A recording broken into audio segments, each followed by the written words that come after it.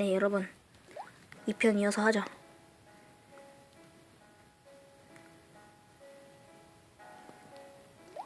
죽은 친구의 꿈. 중학교 때 아주 친한 건 아니었지만 가끔씩 같이 농구도 하고 인사도 주고받는 그런 친구가 있었다. 그 친구는 중3 때 혈액암이라는 그 당시 드문 병으로 세상을 떠났다. 그 친구가 암으로 일어나기 몇 일 전 원래 웃기고 말이 많은 친구였는데 그날 아침도 신나게 떠들고 있었다.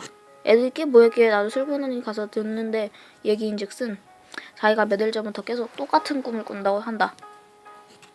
그 꿈의 내용은 자기가 자려고 누워있으면 꼭 잠들었는지 아닌지 꿈인지 생시지요를 그런 느낌의 순간이 찾아온다고 한다.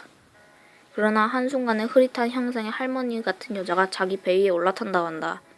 그 할머니는 녹이 잔뜩 쓸어있는 낫으로 자신의 얼굴을 내려 찍었다고 한다. 하지만 낫은 자기 얼굴을 직접 찍지는 못하고 항상 얼굴에 무슨 방황하게 있는 것처럼 튕겨나가고 할머니는 뚫어야 돼 하면서 계속 찍어대다가 어느 순간 사라진다고 한다. 할머니는 매일 나타나는데 몇 일이 지나니 이제 낫이 거의 자기 꼬끝까지 왔다면서 방어감각이 점점 깎여서 사라지고 있는 듯 하다고 하며 무슨 재밌는 얘기 하듯이 웃었고, 우리는 허무맹랑한 그놈 얘기에 다 뚫리면 니 죽는 거 아니야? 하고 같이 웃었다. 그리고 몇 일 후 그놈은 낫이 코를 찔렀고 할머니가 이제 거의 다 됐네? 하고 씩 웃고 사라졌다는 꿈 얘기를 마지막으로 더 이상 학교에 나오지 않았다. 그로부터 몇 일 후 선생님으로부터 그놈의 입원 소식을 알았고 당치러 가는 병원 앞에서 그놈은 입주처 열지 못하고 얼굴로 반쪽이 된 채 우리를 보더니 힘들게 억지로 미소를 지어보았지만 그게 여자의 마지막 모습이었다. 몇 일 후 그 녀석의 책상엔 하얀 국화를 선생님이 가지고 나오셨고 우리는 그 녀석의 꿈 얘기를 떠오르며 오싹함을 감출 수가 없었다.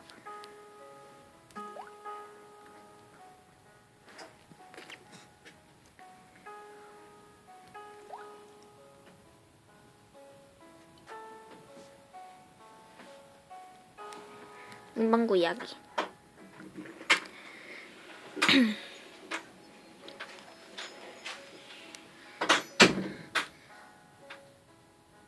문방구 이야기.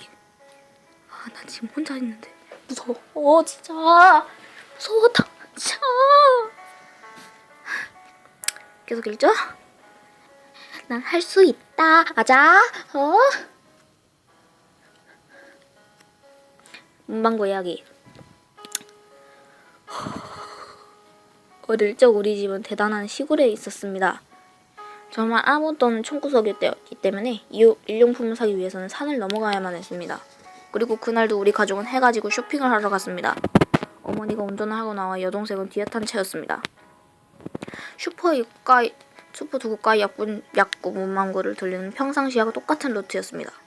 문방구는 한 장에 30엔짜리 예쁜 종이접기가 있었기 때문에 나는 그것을 살 생각이었습니다.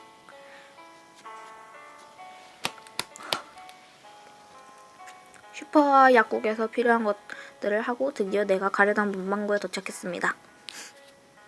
차를 근처에 대고 나와 내려서 문방구를 향했습니다. 하지만 문방구는 임시 휴업이라는 벽보를 붙여놓고 문을 닫은 채였습니다. 어쩔 수 없이 나는 차로 돌아가 어머니에게 다른 문방구에 데려다 달라고 부탁했습니다. 하지만 어머니는 아무 말 없이 차를 출발시켰습니다. 어째서인지 차는 무척 빠른 속도였고 난 여러 가지를 들게 해서 어머니가 화가 났나 싶어 기죽어 있었습니다. 그리고 내가 가자고 했던 문방구에 도착해서 난 혼자 내려 종이접기를 사서 돌아왔습니다. 그리고 어머니 차에 올라타 문을 닫은 순간 갑자기 어머니는 차를 급발진시켰습니다. 대로를 엄청난 스피드로 달려 교차로에서 사가 다니는데도 억지로 파고들어 유턴을 했습니다. 반쯤 패닉에 빠져있는데 등 뒤에서 쾅 하고 큰 소리가 났습니다. 뒤를 돌아보자 교차로에서 교통사고가 일어난 것이었습니다. 그렇지만 어머니는 차를 세우려고 하지 않았습니다. 무서워. 겨우 집에 도착했을 때 완전히 지쳐 있었습니다. 어머니 역시 얼굴이 새파래져 배가 아파서 그랬어. 미안해. 라고 말한 뒤 바로 잠자리에 드셨습니다. 그 후 나는 이 일을 잃어버렸지만 2년 뒤 여동생에게 진상을 듣게 되었습니다. 그날 여동생은 드라이브에 따라 나선 것이 쇼핑에 따라오지 않았고 계속 차 안에서 만화책을 읽고 있었습니다. 그러던 와중 이상한 것을 깨달았던 것입니다. 아까 전부터 계속 같은 차가 주변에 있다는 것을요. 자세히 보자 40대 남자가 차에서 내리고 어머니와 내 뒤를 따라 약국에 들어가더라는 것이었습니다. 게다가 우리가 나오자 마치 따라오는 것처럼 그 남자도 바로 따라 나왔다고 합니다. 손에는 아무것도 없었습니다. 문방구에서 나만 혼자 내렸을 때 어머니에게 여동생은 그것을 말았다고 합니다. 하지만 자동차가 있으니 괜찮다고 생각한 어머니는 별 생각 없이 나에게는 말하지 말라고만 했다고 합니다. 그리고 두 번째 문방구에서 또다시 내가 혼자 내렸을 때였습니다. 또 그 남자가 차에서 내려 문방구를 향했다는 것입니다. 그 남자의 엄마, 언니가 위험해. 여동생이 그렇게 말하자 어머니는 언니가 타면 바로 출발할 거니까 안전벨트 매고 있으면 이라고 말하며 새파랗게 질린 얼굴로 시고동을 걸었다는 것입니다. 내가 돌아오지 아니나 다를까 뒤에는 그 남자가 있었습니다. 그리고 자동차의 라이트에 비춰진 그 남자의 손에는 커터칼이 들려 있었답니다. 어머니와 여동생은 할 말을 읽고 있다가 내가 차에 타자마자 바로 출발했던 것입니다. 여동생은 계속 그 남자를 보고 있었답니다. 그는 곧바로 자신의 차에 타서 우리를 따랐답니다. 하지만 우리 차의 갑작스러운 유턴에 대응하지 못하고 그대로 교차로에서 맞은편 차와 충돌했던 것입니다. 지금 나는 대학생이고 안전하고 행복하게 살고 있었습니다.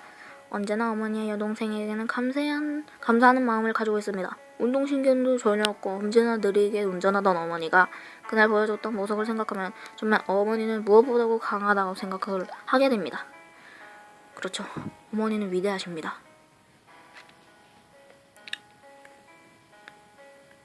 어떡하지? 나 무섭단 말이야. 택시. 미치겠네 정말. 한참 달려 뒤에도 여전히 비는 그치지 않고 하늘에서 주르륵 내리고 있었다. 평소에는 사람들이 많이 다니는 길이건만 지금은 비 때문에 아무도 없었다. 영업을 끝마치기엔 아직 이른 시간인데도 이런 날씨엔 장사를 할 수는 없었다. 오늘도 공쳤네. 마누라가 또 잔소리하겠구만. 김씨의 투덜거림이 계속 택시 안에 울렸다. 사람이라고 나니 개미새끼 한 마리라고 넘는 비오는 밤거리를 오로지 김씨의 고물택시 한 대만 털털거리며 지나가고 있었다. 그때였다. 김씨의 눈앞에 무언가가 휙 지나가는 게 보였다. 쾅! 둔탁한 소리와 함께 알 수 없는 문체 하나가 탭시한 유리창으로 튀어올랐다. 비에 가려 도무지 확인할 수 없었지만 분명 사람 같았다. 김씨의 안색이 부들부들 떨리기 시작했다. 사람인가? 설마. 김씨가 떨리는 손으로 차 안의 내부 등을 켰다. 유리창에 처발라 있는 시뻘건 피와 바닥에 놓여진 남자의 찢겨진 머리. 이럴 수가. 김씨의 안색이 새파래졌다. 젊은 남자의 시체가 김씨의 택시 앞에 찢겨진 채로 놓여 있었다. 피는 흥건하고 몸은 갈기갈기 찢어지고 택시 앞은 온통 픽투성이기에 그리고 빛 한 줄기 없이 기분 나쁘게 쏟아지는 비. 어떡하지? 나 어떻게 해야 돼? 일단 주위를 살펴보았다. 아무도 없었다. 김씨의 사고 현장을 목격한 사람은 아무도 없는 듯했다. 바닥 또한 쏟아지는 비가 핏자국들을 흔적없이 씻겨내려주고 있었다. 어떻게 보면 김씨에겐 천우의 기회일지도 모른다. 아니다 다를까 김씨의 머릿속에 온통 한 가지 생각만 가득 차기 시작했다. 도망가자. 일단 시체를 어떻게 처리해야 하는지 제기를 왜 이렇게 손이 떨려. 김씨의 떨리는 손이 남자의 몸을 들이켰다. 목이 없는 남자의 몸은 마치 고깃덩어리 같았다. 김씨의 움직임이 다져졌다. 일단 트렁크에 전부 넣어버리고 김씨는 트렁크를 열고 남자의 시체를 구겨 넣었다. 하지만 차 트렁크가 너무 낡아서인지 머리를 집어넣자 다시 열려곤 했다. 특히 머리가 들어가면 트렁크가 계속 열리곤 하는데 김씨의 마음을 더욱 다급하게 만들었다. 빌어먹을. 어쩔 수 없이 일단 남자의 머리를 비닐봉지에 싸 조수석에 놔둘 수밖에 없었다. 날이 개면 사람들이 많이 다니는 길이라 비가 그치면 시실 발견되기 쉬운 것이기 때문에 어디에도 버릴 만한 공간이 없었다. 또 섣불리 버렸다간 누군가 발견해 신고할지도 모른다는 생각에 김씨의 두려움이 더욱 크게 만들어 이성적인 생각을 못하게 만들었다. 김씨가 시동을 걸자 털털거리며 차가 흔들리기 시작했다. 비는 계속 쏟아지고 있었고 김씨의 차 바닥에 흥건했던 피를 전부 씻어주고 있었다. 그나마 다행이라는 건 김씨의 머리에 문득 떠올랐다. 비 오는 날 이런 사고가 난 게 오히려 다행인 거지. 아무도 없는 경우는 다행이지. 다시 비 오는 날길을 김씨의 택시가 달리기 시작했다. 뭐야! 끼익 사람이었다. 택시를 앞을 누군가 갈아먹고 서 있었다. 조금만 브레이크가 늦었어도 택시로 칠 뻔한 순간이었다.